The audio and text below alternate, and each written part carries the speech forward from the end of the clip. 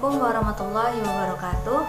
Saya Fadila Aprilia Salsabila dari kelas 3 PBAA dengan NIM 214104030034. Di sini saya akan sedikit menerangkan mengenai usul fikih, di mana dimulai dari definisi usul fikih secara bahasa dan istilah, contoh kegunaan usul fikih dalam kehidupan sehari-hari, perkembangan usul fikih, dan tujuan dari ilmu usul fikih itu sendiri.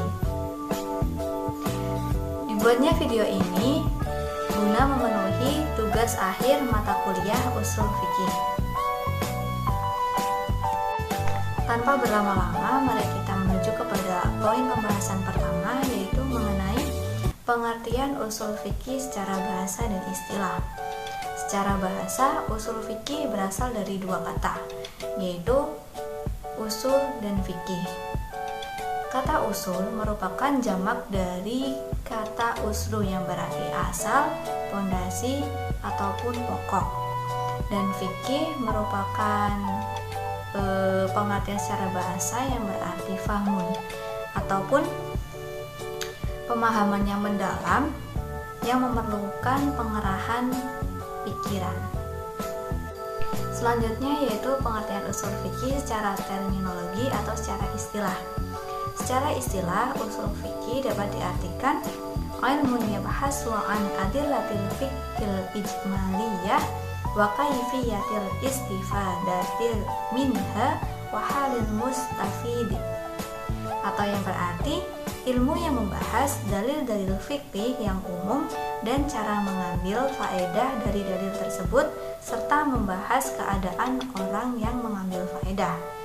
Dalam hal ini dapat diambil kesimpulan bahwasanya usul fikih merupakan ilmu yang membahas dalil-dalil fikih yang diambil dari asal atau pokoknya, di mana juga membahas mengenai orang yang mengambil faedah. Contoh orang yang mengambil faedah yaitu mujtahid dan lain sebagainya.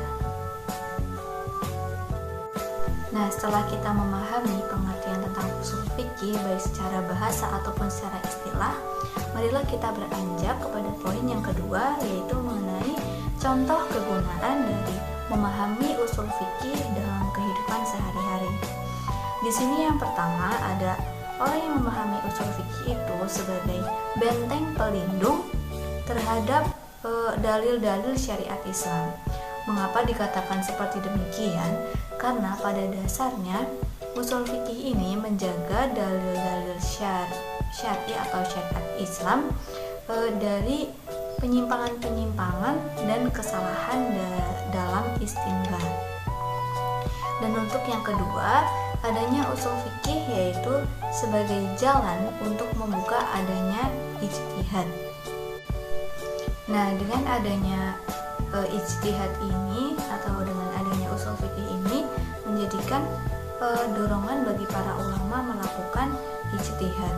Walaupun seperti yang kita ketahui, kehidupan para ulama zaman sekarang dengan para imam mazhab terdahulu tentunya akan sangat berbeda.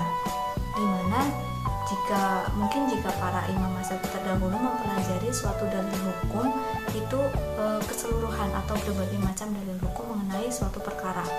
Tetapi jika dikaitkan dengan atau dibandingkan dengan kehidupan sekarang, para ulama mungkin akan mempelajari atau mendalami sebuah hukum yang dipersempit lagi. Karena apa? Karena adanya kreativitas di bidang pendidikan. Nah, untuk selanjutnya yaitu terdapat mengetahui atau mengerti dasar-dasar berdalil, di mana hal ini berkaitan dengan kebenaran ketika seseorang menyampaikan dalil atau suatu dasar hukum yang benar kepada orang lain dan tidak menjerumuskan dengan pengertian yang salah.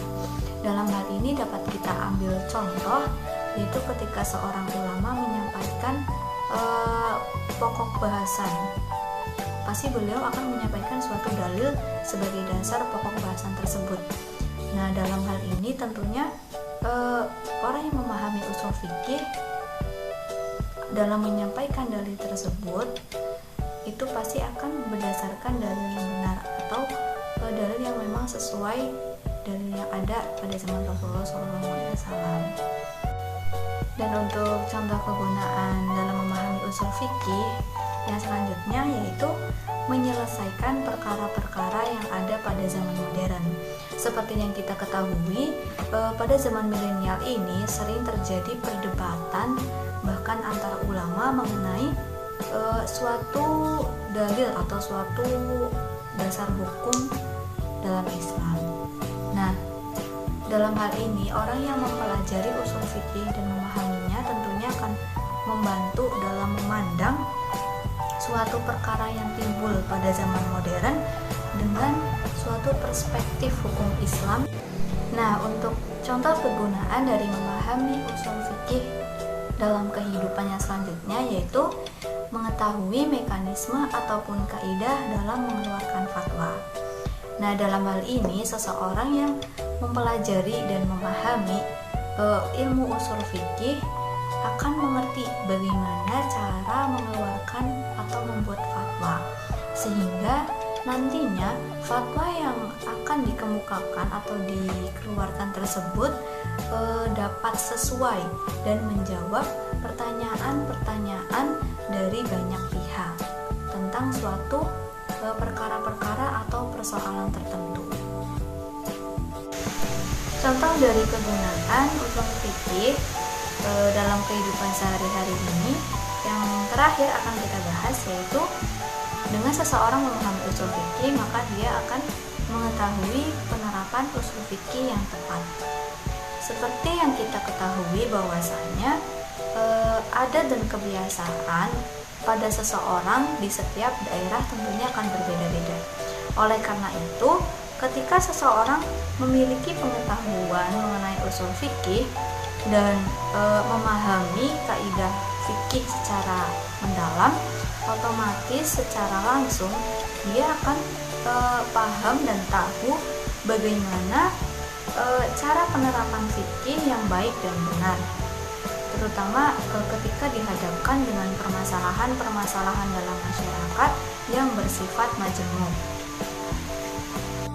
Selesai sudah pembahasan mengenai contoh kegunaan dalam memahami usul fikih pada kehidupan sehari-hari.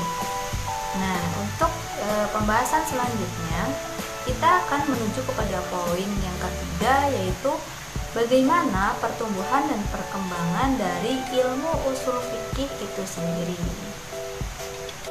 Perlu diketahui bahwasanya ilmu usul fikih ini tumbuh pada abad kedua Hijriah, di mana pada abad pertama ilmu ini belum terlalu dibutuhkan.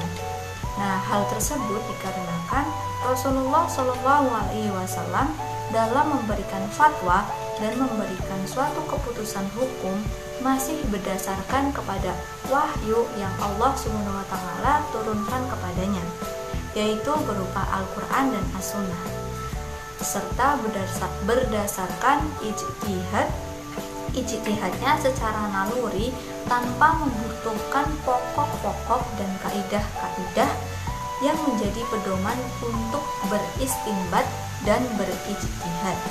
Nah, namun berbeda dengan Rasulullah SAW, para sahabat justru ketika memberikan fatwa dan memberikan suatu putusan hukum, mereka lebih berdasarkan kepada nas yang mereka pahami. Selain itu, mereka juga lebih menggunakan kemampuan bahasa Arab mereka secara murni, yang mana dalam putusan suatu hukum tersebut itu tanpa membutuhkan atau memerlukan berbagai kaidah kebahasaan yang dapat membimbing mereka dalam memahami nas tersebut. Para sahabat mengistinbatkan hal-hal yang tidak ada dalam nas berdasarkan pada pemahaman kemampuan mereka terhadap pensyariatan hukum Islam, yang mana pensyariatan hukum Islam ini tertanam dalam jiwa mereka semenjak mereka berinteraksi dengan Rasulullah SAW. Nah, di samping itu, mereka juga menyaksikan sebab-sebab turunnya Al-Quran, sebab-sebab turunnya hadis-hadis, serta pemahaman mereka terhadap tujuan syar'i dan dasar-dasar dari pensyariatan Islam. Pada masa itu juga sempat terjadi beberapa momen di mana terdapat kesulitan dalam pembentukan hukum Islam, terjadinya perdebatan antara ahli hadis dan ahli ra'yi, muncul golongan orang-orang yang menjadikan hawa nafsunya itu mendorong membuat sebuah hujah padahal hujah tersebut tidak bisa dijadikan hujah, dan terdapat golongan orang-orang yang mengingkari suatu hujah padahal hujah itu dapat dijadikan sebagai hujah. Perlu teman-teman ketahui juga bahwasannya ada orang yang pertama kali mengadakan kodifikasi kaidah-kaidah dan kajian-kajian ilmu usul fikih ini, sehingga ilmu ini dapat berdiri sendiri. Beliau adalah Imam Muhammad bin Idris Asy-Syafi'i, yang mana beliau wafat pada tahun 204 Hijriah. Nah, dalam kodifikasi tersebut, beliau menulis kitab Ar-Risalah yang berisi kajian usul fikih sebagaimana diriwayatkan oleh Ar-Rabi' Al-Muradi. Sepanjang yang kita ketahui bahwasanya kitab tersebut merupakan kodifikasi pertama dalam ilmu usul yang sampai kepada kita. Oleh karena itu, Imam Asy-Syafi'i terkenal sebagai peletak ilmu usul fikih di kalangan para ulama. Oleh karena itu, yang terkenal sebagai peletak ilmu usul fikih di kalangan ulama adalah Imam Asy-Syafi'i. Nah, teman-teman semua, yang penting untuk diperhatikan bahwasannya pengkajian ilmu usul fikih ini dan kaidah-kaidahnya bukanlah merupakan bahasan dan kaidah yang bersifat ta'abudiyah atau bersifat ibadah, akan tetapi hanyalah merupakan sejumlah alat dan sarana yang dipergunakan oleh pembuat hukum untuk memelihara kemaslahatan umum dan berdiri pada ketentuan ilahi dalam penetapan syariatnya, dan dipergunakan oleh seorang hakim dalam mencari keadilan di dalam putusannya dan menerapkan undang-undang sebagaimana mestinya. Hal ini tidaklah menjadi kekhususan daripada nas-nas syara dan hukum-hukum syara. Nah, sampailah kita kepada pembahasan terakhir, yaitu mengenai tujuan dari adanya ilmu usul fikih ini. Untuk tujuan dari adanya ilmu usul fikih ini yaitu untuk menerapkan kaidah-kaidah dan teori-teorinya terhadap dalil-dalil yang rinci untuk menghasilkan hukum syara yang ditunjuki dalil itu. Jadi, berdasarkan kaidah-kaidah dan bahasan-bahasannya, maka nas-nas syara dapat dipahami, hukum yang menjadi dolalahnya dapat diketahui, dan sesuatu yang dapat menghilangkan kesamaran lafal yang samar dapat diketahui, serta dalil-dalil yang unggul ketika menjadi pertentangan antara satu dalil dengan dalil lainnya juga dapat diketahui berdasar pada kaidah-kaidah dan bahasan-bahasannya. Selain itu, dapat pula hukum diistinbatkan dengan kias, istihsan, istishab, atau lainnya pada kasus yang tidak terdapat nas mengenai hukumnya.